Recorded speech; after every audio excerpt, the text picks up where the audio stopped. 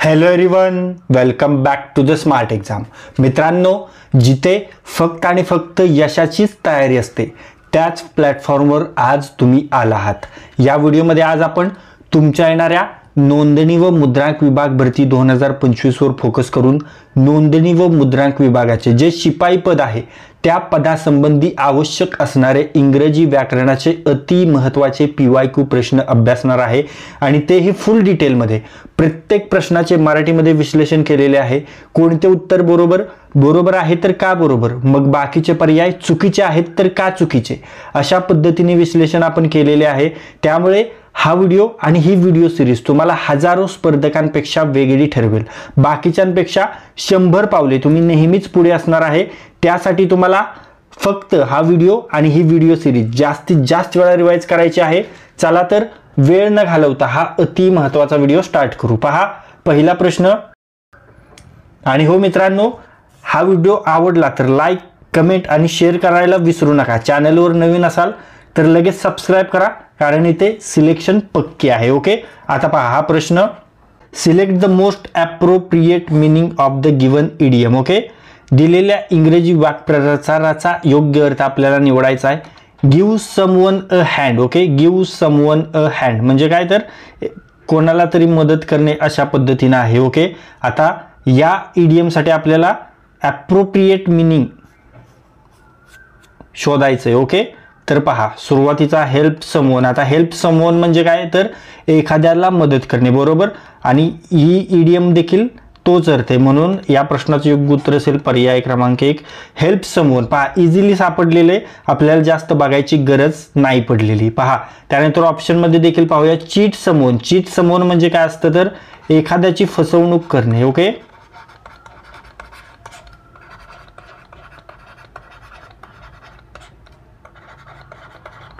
Cheat म्हणजे फसवणूक करणे, बरोबर.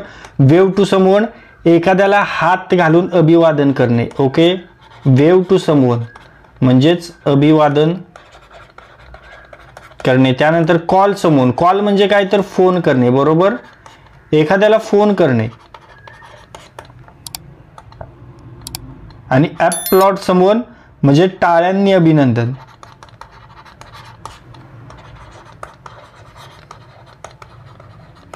टाळ्यांनी अभिनंदन करणे. ओके, तर हे असे 5 पर्यायाचे हे अर्थ आहेत आणि आपल्याला योग्य पर्याय भेटलेला आहे हेल्प समवन. ओके, जर उदाहरण द्यायचं झालं तर can you give me a hand with this boxes म्हणजे तू मला या बॉक्सेस उचलायला थोडी मदत करशील का, अशा पद्धतीने, बरोबर. एखाद्याला मदत करणे हाच या वाक्प्रचाराचा अचूक शब्द आहे, बरोबर. त्यानंतर पुढे पाहूया. मित्रांनो, तुम्हा सर्वांना एक सूचना पुन्हा आठवण करून देतो. जर तुम्ही अजून आपला 1000 प्रश्नांचा महाप्रश्नसंच घेतला नसेल तर तुम्ही इतरांपेक्षा खूप मागे आहात मित्रांनो, हे लक्षात ठेवा. कारण तुमच्या बऱ्याच मित्रांनी तो प्रश्नसंच घेतलेला आहे. त्यामध्ये कमी वेळात जास्त रिव्हिजन होण्यास तुमची मदत होणार आहे. त्यामध्ये आपण 1000 वन लाइनर प्रश्न घेतलेले आहेत.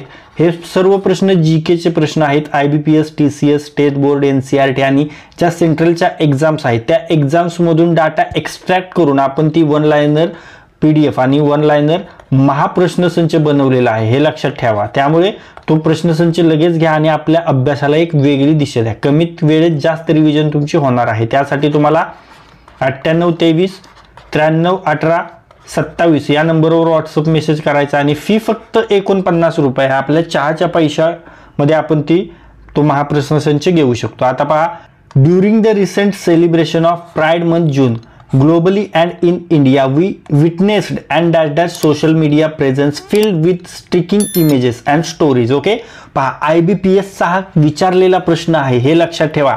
मी मनाचा प्रश्न घेतलेला नाही, IBPS ने हा विचारलेला प्रश्न आहे, हे लक्षात ठेवा. तुमची ग्रुप D ची एक्झाम आहे पण हा ग्रुप C चा क्वेश्चन आहे. फक्त तुम्ही मागे आपल्याला जास्त वेळा बोलला होता की सर थोडेसे अवघड क्वेश्चन्स घ्या, म्हणून आता मी तुम्हाला अवघड क्वेश्चन्स घेतो. जे आपले यापूर्वीचे 3 व्हिडिओ आहेत ते इझी होते आणि यापूर्वीचा जो 4था व्हिडिओ आहे तो थोडासा हार्ड होता आणि हा जो 5वा व्हिडिओ आहे हा त्यापेक्षा थोडासा हार्ड आहे, जास्त हार्ड नाहीये. म्हणजे टोटल IBPS पॅटर्न म्हणजे IBPS नेच घेतलेले प्रश्न आपण घेतोय, दुसरे प्रश्न घेत नाहीये.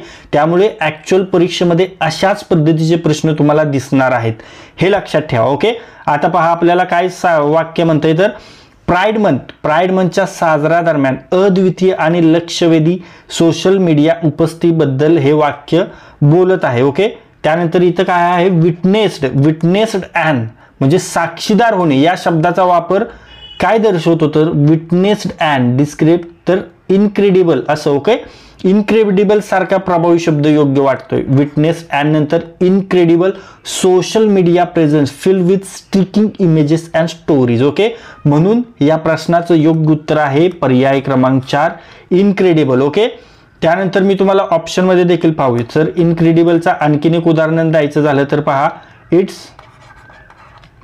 It's incredible that he survived the fall. हे देखील एक उदाहरण झालं, हे लक्षात ठेवा. त्यानंतर ऑप्शनमध्ये डिस्क्रेडिबल लक्षात येण्याजोगा आहे पण प्रभावीपणे आपल्याला बोलायचे. विटनेस्ड ॲन प्रभावीपणे मांडायचे, त्यामुळे इथे होत नाही. अवॉइडेबल टाळता येण्याजोगा आहे. फेबल म्हणजे खोटं किंवा काल्पनिक गोष्ट आहे. आणि रिस्पॉन्सिबल म्हणजे जबाबदार, पण इथं सोशल मीडियाच्या प्रभावासंबंधीचं काही आहे का, नाही, म्हणून इनक्रेडिबल योग्य आहे. ओके, त्यानंतर पुढे पाहूया. पहा, select the correctly spelled sentence. आपल्याला 5 वाक्य दिलेत, त्यामध्ये योग्य करेक्ट स्पेल्ड म्हणजे ग्रॅमॅटिकल चेंज एरर नाही असं वाक्य शोधायचंय, म्हणजे मिस्टेक स्पेलिंग मिस्टेक. ओके, तर पहा, the doctor's prescription was not easy to read. Okay, डॉक्टरांच्या प्रिस्क्रिप्शन्स वाचायला सोप्या नाहीत, म्हणूनच पहा इथे प्रिस्क्रिप्शनमध्ये बरोबर आहे, इथे प्रिस्क्रिप्शनचं स्पेलिंग चुकीचं आहे. हे देखील डबल पी चुकीचं आहे. हे देखील प्रिस्क्रिप्शन झालं, हे चुकीचं आहे. आणि SSP हे चुकीचं आहे, म्हणून योग्य उत्तर आहे पर्याय क्रमांक 1 the doctor's prescription was not easy to read. Okay, अशा पद्धतीने आपल्याला आन्सरपर्यंत पोहोचायचं असतं, हे लक्षात ठेवा. त्यानंतर समोरचा प्रश्न पाहूया. पहा, स्पॉट द एरर आहे. A major failure relates to the continuing inability to produce a comprehensive free trade agreement 18 years after the signing of the framework agreement. Okay, आता सरळ वाचताना आपल्याला दिसतच आहे, सरळ दिसतंय की बाबा कॉम्प्रिहेन्सिव्हचं स्पेलिंग चुकीचं दिसतंय, बरोबर आहे का. कॉम्प्रिहेन्सिव्ह याचं राईट स्पेलिंग कसं असू शकतं मित्रांनो कॉम्प्रिहेन्सिव्हचं, तर ते असं आहे कॉम्प्रिहेन्सिव्ह हे याचं राईट स्पेलिंग आहे. म्हणजे काय तर सर्वंकष अर्थसंपूर्ण अशा पद्धतीनं आहे. म्हणून ग्रॅमर जर एरर आपण जर बोलू शकतो तर ते कोणता आहे, तर तो आहे हा, म्हणजेच हा डी. म्हणून योग्य उत्तर आहे पर्याय क्रमांक 4 डी, बरोबर. त्यानंतर पहा, इथे एक स्पेलिंग चुकलं, इथे फेल्युअरचं FAILURE असं हे लक्षात ठेवा. ओके, तर फेल्युअर याचा अर्थ काय आहे, तर तो आहे अपयश. ओके, अपयश याचा अर्थ आहे. त्यानंतर कंटिन्यूइंग म्हणजे सतत चालू असलेला, हे देखील स्पेलिंग बरोबर आहे. इनॅबिलिटी म्हणजे काहीतरी करण्यास असमर्थ असणे, स्पेलिंग बरोबर आहे. हे देखील कॉम्प्रिहेन्सिव्हचं चुकीचं आहे. त्यानंतर कोणतं आहे, सायनिंग. ओके, सायनिंग हस्ताक्षर करणे किंवा अधिकृत कागदावर सही करणे, हे देखील स्पेलिंग बरोबर आहे. म्हणून डी बरोबर चुकीचं स्पेलिंग आहे. त्यानंतर पुढे पाहूया. पहा, choose the idiom that accurately represents the situation described. Okay, ही सिच्युएशन, ही ज्या वाक्यामध्ये सिच्युएशन दिली, या सिच्युएशनसाठी एक नेमकं इडियम आपल्याला डिस्क्राइब करायची. ओके, तर पहा, despite the unexpected challenges the manager remained calm and continue to guide the team through the project demonstrating effective leadership. Okay, म्हणजे काय म्हणतंय हे वाक्य, व्यवस्थापकाने संकटांमध्ये शांतपणे मार्गदर्शन केलं अशा पद्धतीने. ओके, म्हणजे व्यवस्थापकाने संकटामध्ये शांतपणे मार्गदर्शन केलं. आता अशा अभिप्रायाची इडियम पहा, hit the nail on the head. Okay, hit the nail on the head म्हणजे नेमकं योग्य बोलणं किंवा कृती करणं. Hit the nail on the head म्हणजे नेमके बोलणे किंवा योग्य बोलणे किंवा योग्य कृती करणे. ओके, मग ही आहे का, तर नाही आहे. त्यानंतर होल्ड वन्स हॉर्सेस म्हणजे घाई नको करूस, थोडं थांब. थोडं थांबून काम करणे, थोडं थांब. ओके, घाई करू नकोस अशा अर्थाचे आहे म्हण. मग संकटाचं इथे आहे का काय, तर नाहीये. त्यानंतर पहा whether the storm. Whether the storm म्हणजेच संकटांवर, आपण ही मागे पण इडियम पाहिलेली आहे, संकटांवर धैर्याने मात करणे. बरोबर, संकटावर धैर्याने मात करणे. आणि या वाक्यात काय केलंय, व्यवस्थापकाने म्हणजे मॅनेजरने संकटांमध्ये शांतपणे मार्गदर्शन केले. मग बरोबर सिच्युएशन होती हँडल, म्हणून योग्य उत्तर पर्याय क्रमांक 3 the whether the storm. Okay, त्यानंतर ऑप्शन मध्ये पाहूया पुन्हा एकदा, कीप वन्स आयज पील्ड म्हणजेच नेतृत्वासाठी म्हणजे लक्षपूर्वक पाहणे. बरोबर, कीप वन्स आयज पील्ड म्हणजे लक्षपूर्वक पाहणे किंवा सतर्क राहणे अशा अर्थाचा ही म्हण आहे. ओके, म्हणून आपल्याला योग्य उत्तर तर भेटले. त्यानंतर पुढे पाहूया, select the most appropriate synonym for adversaries. Okay, adversaries यासाठी आपल्याला सिनोनिम म्हणजे बरोबर समानार्थी शब्द. मित्रांनो, मनाचा प्रश्न नाहीये, IBPSचा प्रश्न आहे, IBPSचा PYQ आहे हा, हे लक्षात ठेवा. तर पहा, ॲडव्हर्सरीज म्हणजे काय, तर शत्रू किंवा विरोधक म्हणजेच ॲडव्हर्सरीज. ओके, मग आता ऑप्शन मध्ये आपल्याला पाहूया, रायडर म्हणजे काय, रायडर तू गाडी मस्त राईड करतो रे, तो खूप चांगला रायडर आहे म्हणजे काय, तर स्वार. बरोबर, त्यानंतर फोज म्हणजे काय, फोज म्हणजे शत्रू. आला का योग्य समानार्थी शब्द ॲडव्हर्सरीचा, म्हणून योग्य उत्तर पर्याय क्रमांक 2 फोज, शत्रू. आता आन्सर भेटले तरी पण आपण खालचे सर्व पर्याय तोडून टाकू. गिगॅन्टिक भलं मोठं. ओके, राईट, गिगॅन्टिक खूप मोठे, हे लक्षात ठेवा. त्यानंतर डिप्लोमॅटिक म्हणजे आपले मुत्सद्दीपणा दर्शवणे. म्हणजे आत्ता जे आपले एस जयशंकर आहेत ते सध्या ऑपरेशन सिंदूरमध्ये डिप्लोमॅटिक भूमिका दर्शवत आहेत, मुत्सद्दीपणा दर्शवत आहेत. बरोबर, त्यानंतर नन ऑफ दिस याचा काही संबंध नाही. त्यानंतर समोरचा प्रश्न पाहूया, पहा हा देखील त्याच पद्धतीचा प्रश्न आहे, VIMP प्रश्न आहे, परीक्षेमध्ये येण्यासारखा प्रश्न आहे. Select the word from the options which is exactly opposite in meaning to the bracketed word. पहा सेंटेन्स काय, it was once thought the solar system was probably a barren wasteland apart from Earth. Bracketed शब्द आहे baron आणि याला आपल्याला opposite शब्द शोधायचा आहे.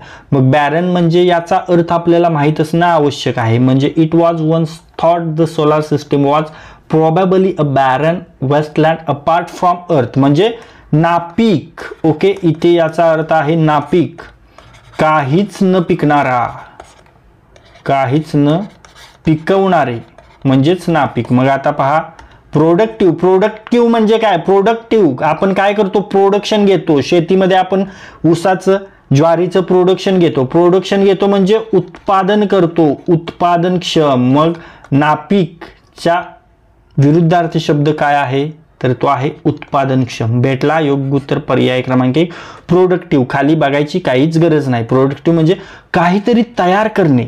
बरोबर, त्यानंतर ऑप्शन पाहूया, फॅलो तुमच्या मदतीसाठी. फॅलो म्हणजे विश्रांतीसाठी ठेवलेली जमीन. त्यानंतर पार्च म्हणजे कोरडी, सुकलेली.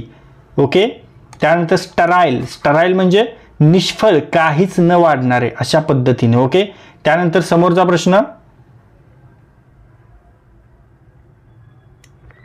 Select the word from the options which exactly opposite in meaning to the bracketed word sentence. Various motives impel the living to treat with respect the body from which life has departed. Okay, आपल्याला इथे देखील same आहे, opposite meaning पाहायचा आहे. मग आपल्याला इम्पलचा अर्थ माहीत असणं आवश्यक आहे ना. इम्पल म्हणजे काय, तर जबरदस्तीने काही करण्यास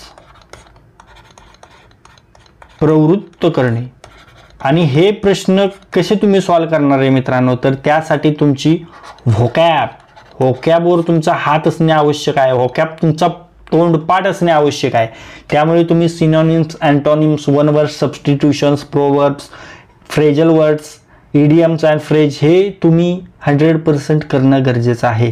रोज तुम्ही जेवढी जास्त व्होकॅब तुमच्या नजरेखालून घालवाल तेवढा तुम्हाला त्याचा फायदा होणार आहे. हे लक्षात ठेवा. व्होकॅब तुम्ही 100% केली पाहिजे, तेव्हाच तुम्हाला हे सर्व क्वेश्चन्स इझिली सॉल्व्ह होणार आहे. जर एक्झॅक्ट तोंडपाठ जरी झाली नाही तरी नो डाऊट, काही हरकत नाहीये, पण आपल्याला ते डोळ्याखालून घालवायचे, तेव्हाच आपल्याला ते येणार आहे. ओके, मग पहा, जबरदस्तीने काही करण्यास प्रवृत्त करणे म्हणजे काहीतरी करण्यास प्रवृत्त करणारा, मदत करणार म्हणजे मदत अशा पद्धतीनं.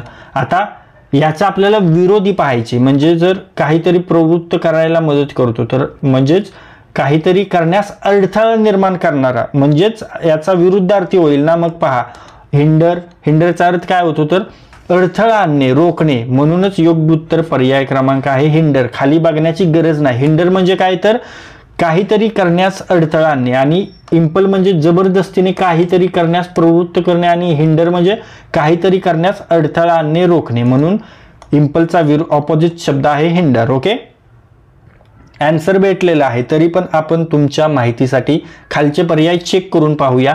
रिट्रीव म्हणजे पुन्हा मिळवणे, पुन्हा मिळवणे. रिट्रीव म्हणजे पुन्हा मिळवणे. ओके, परत आणणे. त्यानंतर ॲक्च्युएट म्हणजे प्रेरणा देणे, प्रेरणा देणे, प्रेरणा देणे. ॲक्च्युएट म्हणजे प्रेरणा देणे, सुरुवात करून देणे. हा इम्पलच्या समानार्थीसारखा वाटतोय, ऑपोजिट नाही वाटत. Boost the secret of my energy म्हणजे वाढवणे. बूस्ट म्हणजे वाढवणे, प्रोत्साहन देणे. बरोबर आहे ना. Boost the secret of my energy, प्रोत्साहन देणे. आणि नन ऑफ दिस तर काय गेलाच, म्हणून पहिला पर्याय बरोबर भेटलेला आहे. पण त्यानंतर पुढे पाहूया मित्रांनो. तुम्हाला आणखीन एक वेळ आठवण करून देतो, तुमच्यासाठी एक सूचना आहे. ही जी भरती आहे ती आहे शिपाई पदासाठी, बरोबर.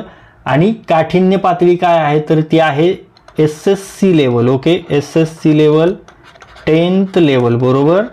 10th लेवल, 10वी लेवल. मग यासाठी तुम्ही GKची मोठमोठी पुस्तके वाचून वेळ घालवणे अपेक्षित आहे का तर नाही. तर तो वेळ तुम्ही गणिताची प्रॅक्टिस, इंग्लिश ग्रामरमध्ये घालवणे गरजेचे आहे.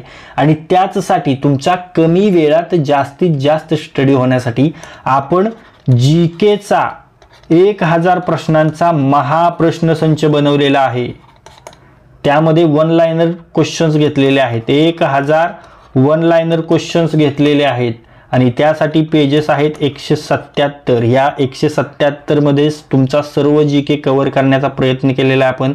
त्यामध्ये तुम्हाला 10वी लेवलचे भारतातील पहिले, भारतातील पहिल्या महिला, त्यानंतर जगातील पहिले, जगातील मोठे, जगातील छोटे अशा पद्धतीचे प्रश्न आहेत. शोध, संशोधक, त्यानंतर उपकरणे, त्यानंतर ज्या क्रांत्या आहेत त्या क्रांत्या, जनक, अशा पद्धतीचे सर्व प्रश्न आपण तिथे घेतलेत. आणि हेच प्रश्न तुमच्या परीक्षेमध्ये विचारणार आहे. त्यामुळे ही PDF तुमच्या अभ्यासाला एक वेगळी दिशा देणार आहे. त्यामुळे आत्ताच 98 23 93 18 27 या नंबरवर व्हॉट्सअप मेसेज करायचा आहे, कॉल करायचा नाही. आणि फक्त त्यासाठी 49 रुपये इतकी माफक फी ठेवली. तुमची शेवटची संधी आहे आणि त्या संधीचं सोनं करण्यासाठी आपण ही कमी फी ठेवलेली, हे लक्षात ठेवा. त्यामुळे PDF जे महाप्रश्नसंच लगेच मागून घ्या आणि आपल्या अभ्यासाला वेगळी दिशा द्या. आता पहा, find out the error in the sentence. Find out the error in the sentence. Okay, there has not a movement when the gates of the bungalow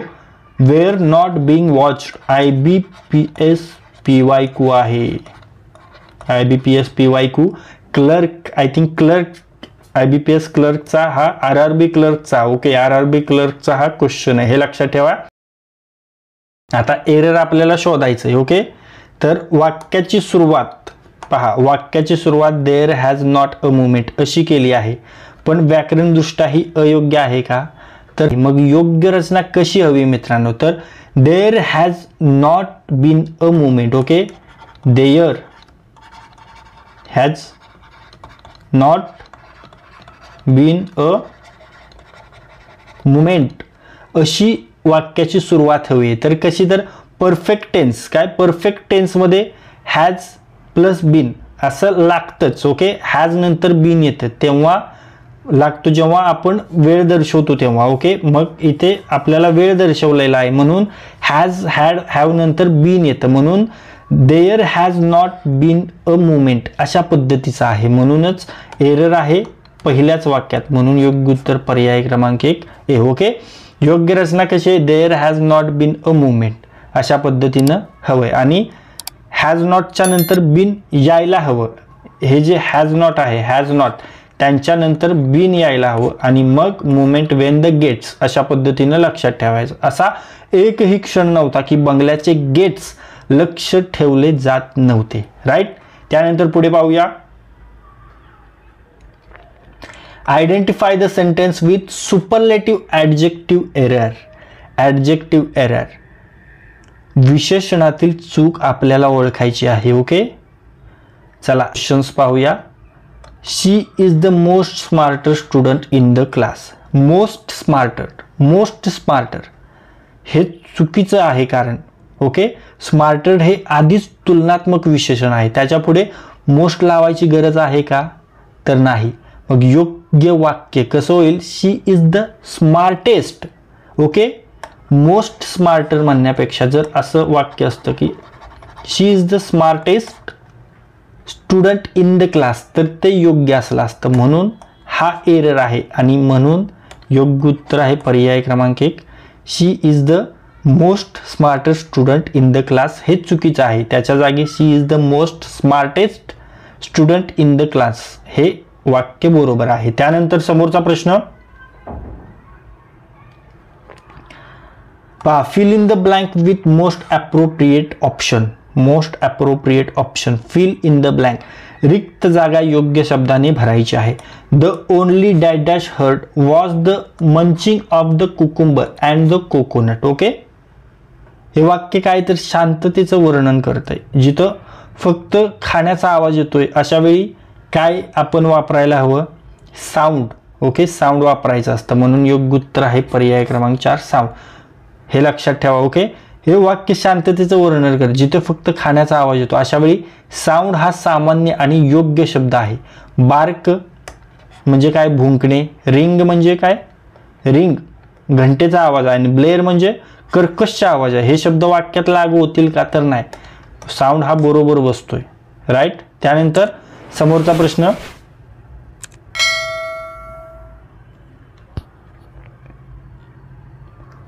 choose the correctly spelled word. योग्यरित्या लिहिलेला शब्द आपल्याला सांगायचा आहे. पहा, bureaucracy. Bureaucracy योग्यरित्या लिहिलेला आहे हा 3 bureaucracy. Okay,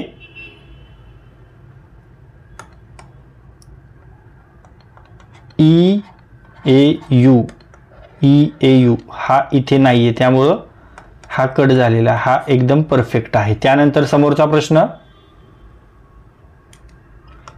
it took them dash dash hour to reach school. Okay, it took them रिक्त ठिकाणी योग्य पर्याय निवडायचा आहे. ओके, आपल्याला ए अँड द आर्टिकल वापरायचं आहे इथं, तर it took them dash dash आवर. आता हा आवर आहे बरोबर, आवर, आणि याचा आवाज कसा येतोय तर ॲन आवर, हे करेक्ट आहे. तर का, तर आवर हा शब्द काय आहे, एच ध्वनीसारखा येतोय बरोबर, म्हणून स्वरध्वनी. आपण मागचे जे व्हिडिओ पाहिलेले आहेत त्यामध्ये हे सर्व बेसिक रूल आपण पाहिलेले आहेत. जे पहिले प्रश्न आहेत 1, 2, 3 त्यामध्ये जास्त आपण आर्टिकल, सिनॉनिम्स, अँटोनिम्सवर भर दिला होता आणि त्यामध्ये ए कधी वापरायचं, द कधी वापरायचं आणि ॲन कधी वापरायचं हे मी व्यवस्थित सांगितलंय. तर ए अँड द म्हणजे इथं ॲन काय तर ॲन, तर पहा जे वोवल आहेत, वोवल्स म्हणजे स्वर, जसा स्वरासारखा ध्वनी जिथे येतो तिथं ॲन वापरायचं असतं, हे लक्षात ठेवा. म्हणून इथं ॲन वापरायचं आहे. योग्य शब्द आहे पर्याय क्रमांक 3 an. Okay, the correct article to use before hour is an, हे बरोबर आहे, हे लक्षात ठेवा. त्यानंतर ऑप्शनमध्ये द केव्हा वापरले जातं, जेव्हा विशिष्ट गोष्टीचा उल्लेख असतो, युनिक गोष्ट, सर्वात एकच आहे, द मुंबई, तेव्हाच द वापरलं जातं. ओके, त्यानंतर ॲन आत्ताच मी तुम्हाला सांगितलं, जो आवर आहे आवर तो कशासारखा वोवेल सारखा उच्चार होतो, म्हणून इथं ॲन येते. आणि ए काय आहे तर हा शब्द त्या शब्दासाठी वापरला जातो जे व्यंजनाने सुरू होतात. व्यंजन सुरू होतात तेव्हा ए वापरलं जातं, हे लक्षात ठेवा. त्यानंतर समोरचा प्रश्न पहा. The protagonist displayed immense fortitude in the face of adversity. Question काय, what does fortitude mean in the sentence. म्हणजे फॉर्टिट्यूडचा अर्थ आपल्याला सांगायचा आहे. ओके, फॉर्टिट्यूड म्हणजे पहिल्यांदा माहीत असणं आपल्याला आवश्यक आहे. तर फॉर्टिट्यूड म्हणजे काय असतंय, संकट अडचणी. ओके, फॉर्टिट्यूड म्हणजे संकट अडचणी किंवा धोक्याच्या वेळी दाखवलेली मानसिक व भावनिक धैर्य अशा पद्धतीनं आहे.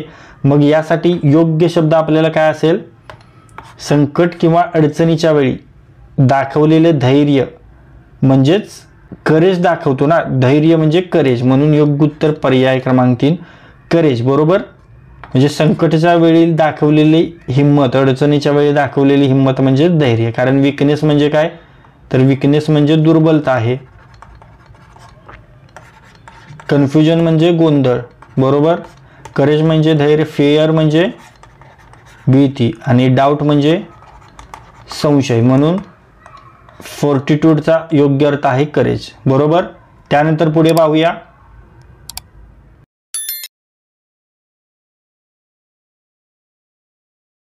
पहा, सिच्युएशन बेस्ड इडियम. ओके, आता सिच्युएशन बेस्ड इडियम पुन्हा एकदा आलेली आहे. ओके, सिच्युएशन काय आहे पाहूया. Sarah invested all her savings in a risky venture and unfortunately she lost everything. Now she is very off investments altogether. Okay, तर पहा, साराने काय केले, तिची सर्व बचत धोकादायक व्यवहारात गुंतवली आणि ती सर्व गमवून टाकली तिने. आणि आता ती गुंतवणुकीची, त्यामुळे तिला आता भीती वाटते गुंतवणुकीची, अशा पद्धतीनं आहे. मग आपण सर्व पर्याय पाहूया, कोणती इडियम परफेक्ट बसते. Okay, a clean fast is better than a dirty breakfast. म्हणजे स्वच्छ उपवास हा घाणेरड्या न्यारीपेक्षा चांगला. हा आहे का, बसतोय का, तर नाही. A cracked bell can never sound well. फाटलेल्या घंटेला छान आवाज येत नाही, हे देखील नाही. A danger foreseen is half avoided.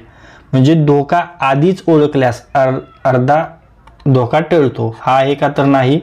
A burn child dreads the fire. जळालेलं मूल आगीला घाबरतं. ओके, आगीला घाबरतं म्हणजे, आणि आपल्याला काय इथं सांगितलंय, सारा धोकादायक व्यवहारात गुंतवली आणि तिने काय केलं, सर्व तिची बचत गमावून टाकली. आणि आता ती जी गुंतवणूक आहे त्या गुंतवणूक करायला ती भीती. आणि इथं काय आहे, a burn child dreads the fire. म्हणजेच जळालेलं मूल आगीला घाबरतं.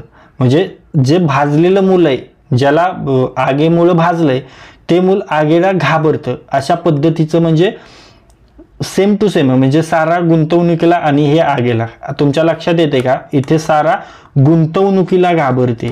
ओके, आणि इथे लहान मूल आगीला घाबरते, म्हणून इडियम ही बरोबर आहे. A burn child dreads the fire. Okay, त्यानंतर a stitch in time saves 9. म्हणजे वेळेत केलेली सुधारणा 9 चुका वाचवते. मग ही देखील बसत नाही. आपल्याला तर आन्सर भेटलेलंच आहे. तुमच्या माहितीसाठी आपण ही 5 पर्याय सांगितलेत. ओके, तर मित्रांनो, आत्तापर्यंत जे काही प्रश्न आपण पाहिलेले त्या प्रश्नापैकी काही प्रश्न मी तुम्हाला विचारणार आहे, त्याचे उत्तर तुम्हाला कमेंट बॉक्समध्ये सांगायचे. तुमच्यासाठीचा प्रश्न पहा.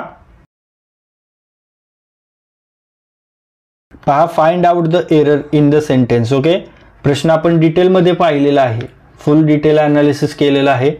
5 पर्यायापैकी योग्य पर्याय तुम्हाला कमेंट बॉक्समध्ये सांगायचे. कोणत्या ठिकाणी एरर आहे ते तुम्ही कमेंट बॉक्समध्ये सांगा. There was not a movement when the gates of the bungalow were not being watched.